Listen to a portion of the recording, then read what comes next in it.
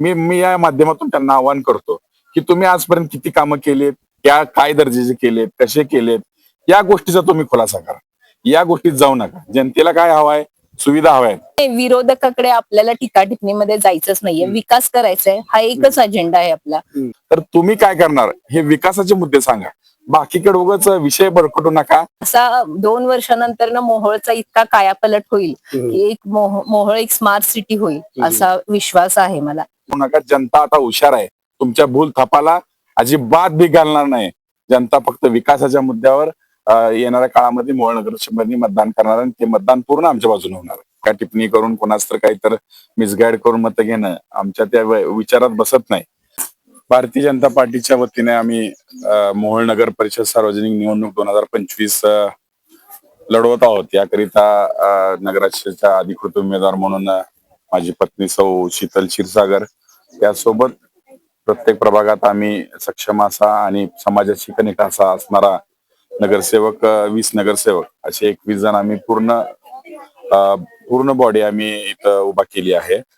आणि आमचा अजेंडा एवढाच आहे की या सर्वांना ज्या आता पूर्वीचे बी त्यात काही नगरसेवक आहेत, काही स्वतः होते, काही पत्नी होते त्यांच्या, ते आता त्यांचे पुरुष आहेत.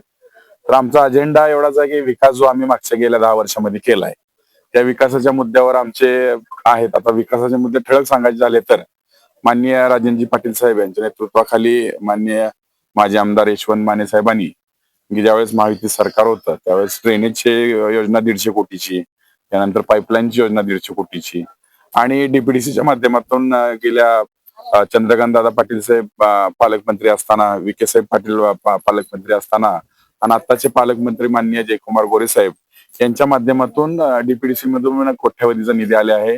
जवळजवळ सगळा हिशोब घातला तर खूप लांब जातो. आकडे ऐकल्यावर विरोधकांना थोडस त्यांची चलबिचल होते, पण एवढे आकडे मोठे आहेत की आम्ही विधानसभेला बी बोलत असताना त्यावेळेस आम्ही सांगितलं होतं की 4000 कोटीमध्ये जवळजवळ 500 ते 1000 कोटीच्या आसपास मोहोळ शहरामध्ये आपल्या एवढा मोठ्या प्रमाणात निधी आणला आणि ही काम केला. आणि तेवढाच आमचा विकासाचा आणि आम्ही केलेल्या कामांचा याच मुद्द्यावर आम्ही इलेक्शनला जनतेसमोर जातोय आणि जनतेतून एवढा उत्साह मिळतोय की आम्ही आता प्रत्येक वार्डामध्ये गाठीभेटीचं घरभेटीमध्ये सर्वांना भेटलो. त्यामध्ये सर्व आमचे उमेदवार होते, त्यासोबत आमच्यासोबत असणारे प्रमुख सर्व नेते होते आणि या सर्वांनी फिरत असताना आम्हाला जाणवलं की एवढा उत्साह आहे की जसं राजन पाटील साहेबांनी आणि आमचे जिल्हाध्यक्ष शशिकांत नाना चव्हाण साहेबांनी परवा मीटिंग मध्ये दोघांनी आम्हाला असं सांगितलं की नगराध्यक्ष आणि 20 उमेदवार निवडून येतील अशी आपली परिस्थिती आहे. आणि त्यानुसारच आम्हाला बी आज विश्वास वाटतोय की त्यांनी जे आमच्या नेत्यांनी आमच्यावर विश्वास ठेवून जर सांगितलंय की नगराध्यक्ष आणि दोन्ही 20 नगरसेवक निवडून आले पाहिजे, त्या विश्वासात पात्र राहून सर्वच्या सर्व जागा निवडून येण्याची आज सध्याच्याला अशी परिस्थिती निर्माण झाली आहे. आणि या निमित्तानं मी जनतेचा बी आभार मानतो की विकासाच्या मुद्द्यावर आज जनता आमच्या सोबत आहे. काही विरोधक फेक निरेटिव्ह किंवा जुने विषय काढत आहेत, टीका करत आहेत, टिप्पणी करत आहेत, त्या गोष्टीत आम्हाला जायचं नाहीये. आमचा विकासाचा आहे. येणाऱ्या काळात शहराचा चेहरा मोहरा बदलायचा आहे. अनेक विषय आहेत, त्यात मेन रोडचा विषय असेल, व्यापारी संकुलन असेल, नाट्यगृह असेल, क्रीडा संकुलन असेल, त्यानंतर वैद्यकीय हॉस्पिटलचा विषय असेल, या सर्व गोष्टी जर मार्गी लावायच्या असतील तर केंद्रात सरकार भाजपचं आहे, राज्यात सरकार भाजपचं आहे. त्याचप्रमाणे जर मोहोळमध्येही भारतीय जनता पार्टीचा नगराध्यक्ष सर्व उमेदवार निवडून आले तर या सर्व गोष्टी एक वेगवान पद्धतीने जातेल्या माननीय पालकमंत्री जयकुमार भाऊ गोरे यांनी परवा सांगितलं की तुम्ही फक्त नगराध्यक्षांनी सगळे नगरसेवक मला त्या निधून आणण्याची जबाबदारी पूर्ण माझी आहे आणि म्हणून जनता पूर्ण आमच्या बाजूने आहे, याचा आम्हाला आनंद वाटतोय. काल विरोधकांनी मोठी सभा घेतली मोहोळ शहरामध्ये, खूप मोठे असे आरोप केले त्यांनी तुमच्यावर, मोठ्या राजन मालकांवर आरोप केले, कुटुंबावर आरोप केले. बाळाजी पाटील यांच्या खुनाचं प्रकरण मोठ्या प्रमाणात आम्ही हायकोर्टाचे उच्च हरीश साहेब यांच्याकडे देण्याचा प्रयत्न करतो. त्याबद्दल तुमचं काय मत आहे? आता पूर्वीच्या गोष्टीत जाण्यात मला काय पॉइंट नाही आणि टीका टिप्पणीमध्ये जाणं माझं काय राजकारण नाही. आणि आमच्या नेते मंडळीने आणि आमच्या त्या पक्षाच्या ध्येय धोरणात बी त्या गोष्टी नाही. टीका टिप्पणी करून कोणाच तर काहीतर मिसगाईड करून मत घेणं आमच्या त्या विचारात बसत नाही. त्याच्यामुळे मला त्या गोष्टीवर काही बोलायचं नाही. एवढंच फक्त तुम्हाला सांगतोय की जनता ही विकासाच्या मुद्द्यावर आमच्या सोबत आहे आणि ते जे फेक निरेटिव्ह निर्माण करण्याचा प्रयत्न करत आहेत ते अजिबात होणार नाही. जनता तुमच्या बोल थापाला आणि काही जुन्या गोष्टीला काहीतरी त्याला वळण देऊन काहीतरी वेगळ्या गोष्टी लोकांसमोर मांडण्याचा त्यांनी प्रयत्न करत आहेत. मी या माध्यमातून त्यांना आवाहन करतो की तुम्ही आजपर्यंत किती कामं केलीत, त्या काय दर्जाचे केलेत, कसे केलेत, या गोष्टीचा तुम्ही खुलासा करा. या गोष्टीत जाऊ नका. जनतेला काय हवाय? सुविधा हवाय. आज शहरामध्ये पाणी, ड्रेनेज, हे सर्व जे आम्ही करतोय महायुतीच्या माध्यमातून, या माध्यमातून आता काय ड्रेनेजच्या आणि ह्या माध्यमातून रस्ते उखडलेत. हे रस्ते परत करण्यासाठी भारतीय जनता पार्टीचं पाहिजे. तर तुम्ही काय करणार? हे विकासाचे मुद्दे सांगा.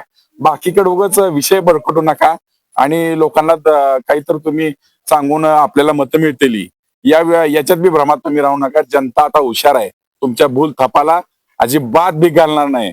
जनता फक्त विकासाच्या मुद्द्यावर येणाऱ्या काळामध्ये मोहोळ नगरमध्ये मतदान करणार आणि ते मतदान पूर्ण आमच्या बाजूने होणार आहे. रणनीती कशी आखल्या काय? रणनीती आमची आता तुम्हाला सांगितलं, पण रणनीती वगैरे आमची काही ना. आम्ही केलेली कामं आणि करणारी कामं आम्ही काय करू शकतोय हेच आमची रणनीती. याच्या व्यतिरिक्त आमची काही रणनीती नाही. ताई, नगराध्यक्ष पदासाठी तुम्ही उमेदवार आहात, हो. काय त्या भावना? नाही, आनंदही आहे, मला उत्साह वाटतोय, थोडी भीती वाटते, पण जसं माझ्या क्षीरसागर फॅमिलीमध्ये 40 वर्षापासून आमचं राजकारणामध्ये आणि समाजकारणामध्ये आहे, त्यामुळे मी सगळ्यांचा आशीर्वाद घेऊन, त्याच्याशिवाय भाजपाचे ज्येष्ठ नेते सगळे, मग राजन पाटील साहेब असू देत किंवा आणखीन सगळे मान्यवर असू देत, सगळ्यांनी माझ्यावर विश्वास ठेवला आणि त्या विश्वासाला मी पात्र ठरणार आहे असं मी माझ्यावर विश्वास ठेवूनच मी पुढे जाण्याचा प्रयत्न करत आहे. आता गाठीभेटी चालू आहेत, जनतेच्या भावना कशा आहेत? नाही, जनतेमधून पूर्ण आम्हाला म्हणजे सपोर्ट आहे. जनता सगळी म्हणजे जे जुनं काय झालंय ते मलाही काही काढायचं नाहीये, पण आता आपल्या वरती केंद्रामध्ये आणि राज्यामध्ये जसं बीजेपीचं सरकार आहे आणि बीजेपीचा एकच अजेंडा आहे की वेगवान म्हणजे जो प्रगती करायची, प्रगतीपथावर जायचं, तर त्याप्रमाणे नगर परिषदलाही आपण झेंडा जर बीजेपीचा फडकवला तर आपली सगळी कामं म्हणजे आपले जे येणारे निधी आहे ते निधी येतील. जसं आम्हाला परवा सभेमध्ये जयकुमार गोरे साहेबांनी आम्हाला शब्द दिला की तुम्ही आम्हाला फक्त हे 21-20 नगरसेवक आणि 21 नगराध्यक्ष असं निवडून द्यायचं, निधीचं काम आणण्याचं काम माझं आहे, त्याच्या पुढे विकास, म्हणजे विकास हा एकच आमचा मुद्दा आहे, विकासच करायचा आहे. मग ते रस्ते असू देत, पायाभूत सुविधा जसं की पाण्याचं, ड्रेनेजची लाईन, महायुतीमध्ये राजन मालक साहेबांच्या ह्याच्याखाली नेतृत्वाखाली आपल्या तात्या मानेंनी आणलंच होते. 150 कोटीचा निधी आणला होता ड्रेनेज लाईनसाठी, 150 कोटीचा पाण्यासाठी. ते निम्म्याच्यावर कामं झालेली आहेत. येत्या 6 महिन्यात आपण ती बाकीची पण सगळी करून घेऊ. रस्ता सुधारच्या ह्याच्यामधून रस्त्याचीही कामं करू. ते सगळं आपल्याला करायचं आहे आणि त्याच्यासाठी माझी सर्वांना विनंती आहे की तुम्ही सर्वांनी आम्हाला सपोर्ट करावा आणि बीजेपीला सगळ्याच्या सगळ्या विजन काय ठेवले पुढलं आता? हा, विजन मध्ये बरीच कामं आहेत, जसं की पायाभूत सुविधा सांगितल्याप्रमाणे लोकांना आता विदाउट फिल्टर पाणी येत आहे. ते 24 तास नियमित आणि फिल्टर असं पाणी आणण्याची एक आहे योजना.